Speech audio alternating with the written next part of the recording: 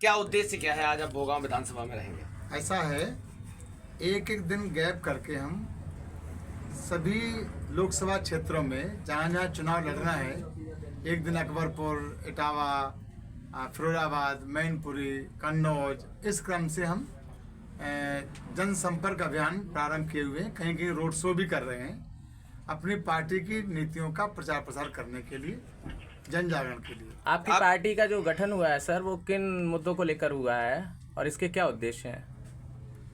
ऐसा है, हमें पार्टी के गठन की कोई जरूरत थी नहीं, लेकिन सैफई परिवार ने हमारे घोसी यादव समाज को पिछले 35-36 वर्षों से इतना बर्बाद करके रखा है, और गाजीपुर से लेकर के गाजियाबाद तक हमारे घोसी यादव समाज के जितने भी प्रतिष्ठित नेता थे, उनको सबको ध्वस्त कर दिया है। सरकारें हम बनवाते हैं, वोट हमारा घोसी यादव समाज देता है, राज सैफई परिवार वाले करते हैं, और जब इनका सत्ता शासन आता है तो ये घोसी कमरिया के आधार पर पक्षपात करते हैं। इसलिए जब ज्यादा अति हो गई है तो निश्चित रूप से हर अति के खिलाफ, जब क्लाइमेक्स पर अति होती है तो कोई न कोई रास्ता निकलता है।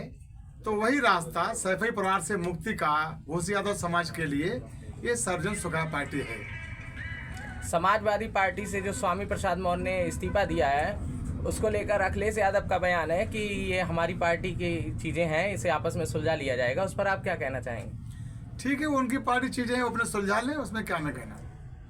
व्यक्तिगत बयान को लेकर जो पार्टी है, समाजवादी पार्टी कहती है कि अगर कोई स्वामी प्रसाद मौर्य बयान देते हैं तो वो व्यक्तिगत बता दिया जाता है, मौर्य जी का कहना है, और जो और महासचिव बयान देते हैं उसे व्यक्तिगत नहीं करके पार्टी का बयान बता दिया जाता है। इस पर आप क्या कहना चाहेंगे? ये तो आप खुद समझ सकते हैं कि स्वामी प्रसाद मौर्य जी देश के बहुत ही प्रतिष्ठित नेता हैं, और उनकी कदर यदि समाजवादी पार्टी में नहीं है, वो बैकवर्ड के बड़े नेता हैं, और पल्लवी पटेल की भी कदर नहीं है।